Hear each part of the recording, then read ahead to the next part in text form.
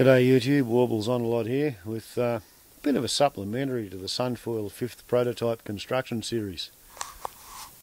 Okay, 32 minutes past 4 in the afternoon. Now we have a thing called a thermometer over here, and shit, look at that, 7 degrees in the middle of the clearing at 4:30 in the afternoon. That's Celsius, right? Of course, that is not my only thermometer.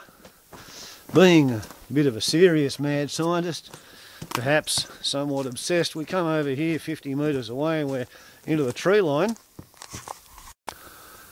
And here we have an insulated, ventilated, shaded maximum minimum thermometer with the tree between it and the equator. And we see that we got 15 degrees maximum. We had a 5 degree minimum, and over here, well, to be honest, it says it's 12 degrees, right? That's kind of like the difference that you get in still air conditions, which is what we have now, between in the centre of a clearing and under the trees. And you know what the difference is? It's the water content of the trees and it's the thermal mass of the trees. The biggest difference I ever measured was when I had +6 degrees here in the morning, and the radio said in town it had been -12 degrees, right?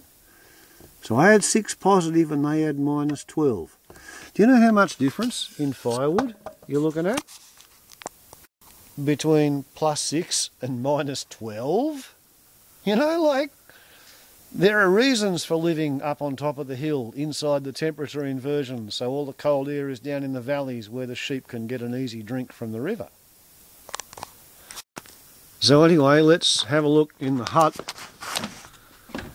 And this is where I'm about to light the blast furnace.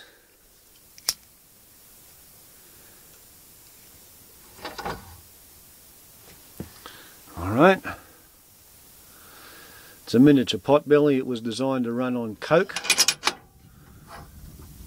and I don't have coke for it, but I have pretty good firewood, and it has a Thermosyphon driven hot air pump around it, so that half the radiant heat coming out of this thing, and it can go as high as 25 horsepower flat out, burning absolutely best firewood, half the raw heat radiated from this goes into this contrivance, which once upon a time was a double insulated heat exchanger.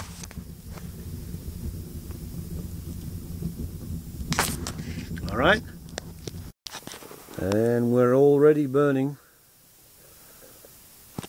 pretty much clear chimney, and the heat exchanger is starting to funnel hot air into the children's bunk room, where the last rays of the sun have finished illuminating and warming the SunFoil Mark V. And I can tell you, it's probably about 13 or 14 degrees in here, right? At the moment, and I'm now going to start pumping stored sunlight from stringybark and box trees that have grown on this place into the bunk room to finish drying the paint on Matthew's birthday present. And tomorrow I'll see if I can mate the panel with the fairing and then paint it. Yeah? Ciao.